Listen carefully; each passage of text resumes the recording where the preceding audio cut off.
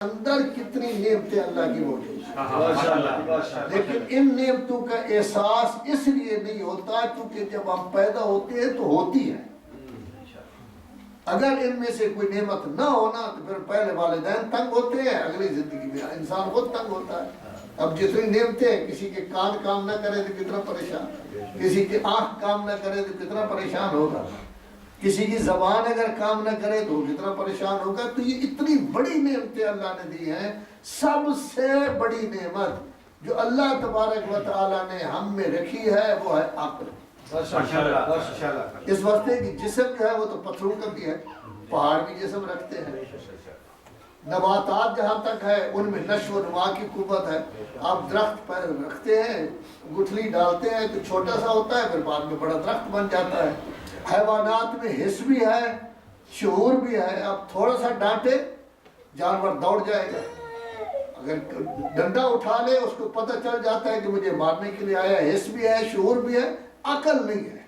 عقل صرف اللہ تبارک و تعالیٰ نے حضرت انسان کو دیا، اور عقل کی وجہ سے اس کے اندر اتنی اہمیت پیدا ہو گئی ہے کہ اللہ تبارک و تعالیٰ قرآن مجید میں 4 قسمیں کھا کر فرما رہا ہے کہ ہم نے انسان کا جسم بڑا مضبوط، بڑا مستحکم، بڑا پیچیدہ ہم نے بنایا ہے۔ اللہ کہہ رہا ہے، چھوٹی سی ایک سورت ہے سورہ 3، اللہ کہتا ہے انجیر کی قسم، اللہ کہتا ہے زیتون کی قسم، اللہ کہتا ہے طور سینا کی قسم، اللہ کہتا ہے بلد الامین مکہ کی قسم، لقد یقیناً خلقنا الانسان، ہم نے اس انسان کو پیدا کیا ہے فی احسن تقویم، اس کا جسم، مضبوطی، استحکام، پیچیدگی بڑے بہترین انداز میں ہم نے پیدا کیا۔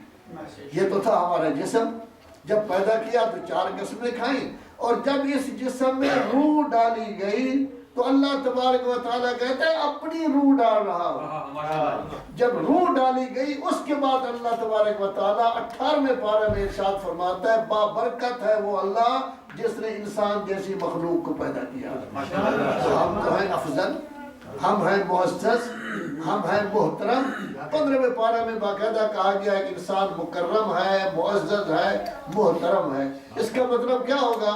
پوری کائنات میں کوئی چیز ایسی نہیں ہے جو ہمارے گویا کے برابر بن سکے، نہ آسمان نہ زمین، یہ ساری کائنات یہ چاہے انسان سب سے بہتر ہے۔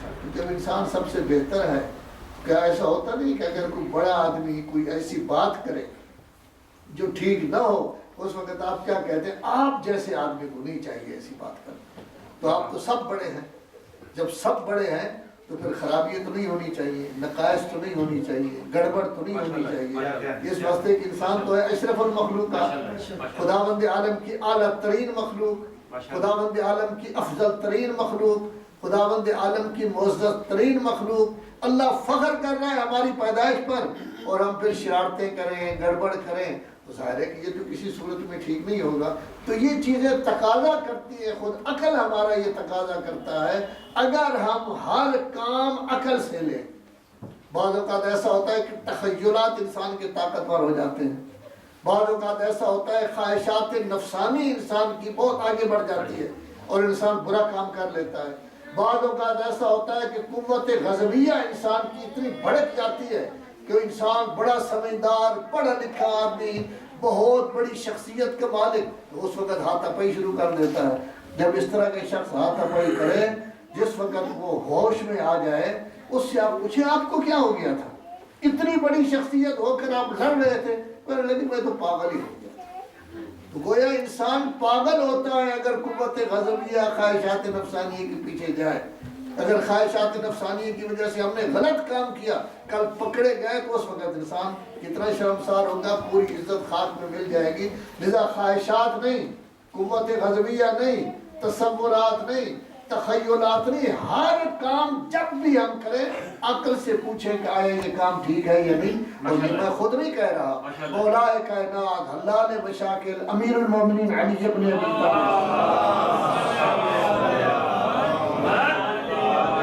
ارشاد گرامی ہے، اگر کامیابی چاہتا ہے ہمیشہ ہر کام عقل کے مطابق کر، عقل کہے تو کر، خواہشات نفسانی کے پیچھے نہ جا، اگر تو کامیابی چاہتا ہے۔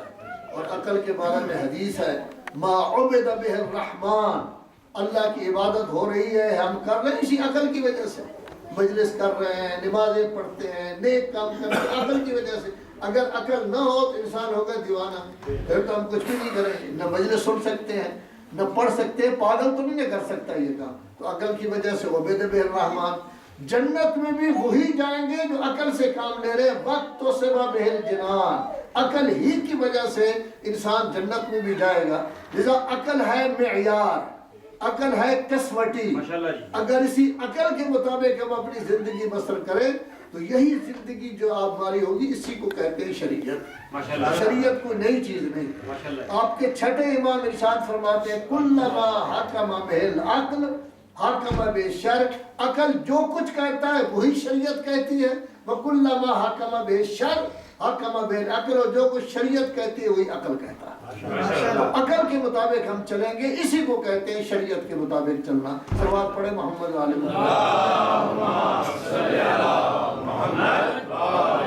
محمد۔ دیکھیے حضرات محترم، اس وقت بڑے دین اسلام کے علاوہ دو اور ہیں، اگرچہ ان میں تعریف ہو چکی ہے، تغیر و تبدل ہو چکا ہے، اور یہ تغیر و تبدل آج نہیں ہوا، یہ حضور کے زمانے سے پہلے ہو چکا تھا۔ ایک ہے یہودیت، ایک ہے نصرانیت۔ یہود کون تھا؟ حضرت یعقوب کا ایک بیٹا تھا جس کے نام یہود، لذا یہ دین بنی اسرائیل کا کس کے نام پر ہو گیا؟ یہود کے نام پر۔ ایک شخص ہے نا یہود، یعقوب کا بڑا بیٹا تھا، اسی کے نام پر یہ دین ہو گیا۔ نصرانیت آپ کے سامنے ہے۔ نصرانیت جس طرح رسول اللہ صلی اللہ علیہ وآلہ وسلم کے اس زمانہ کے کلمہ گو حضرات کو جو حضور کے زمانے میں موجود تھے کہتے تھے صحابہ کرام، اسی طرح حضرت عیسیٰ کے ماننے والے کو کہتے تھے انصار، اور یہ قرآن مجید کہہ رہا ہے انصار کہتے تھے، اسی سے نصرانیت بنی ہے۔ یا اس کو کہیں گے مسیحیت، عیسیٰ بھی نام ہے، مسیحیت بھی نام ہے، تو گویا کہ یہودیت یہ نام ہے ایک بندے کا، اس کی طرف یہ دین منسوب۔ نصرانیت یا مسیحیت، عیسائیت، یہ مسیحیت عیسائیت بھی ایک شخصیت کا نام ہے، حضرت عیسیٰ کا، اس کی وجہ سے ہے۔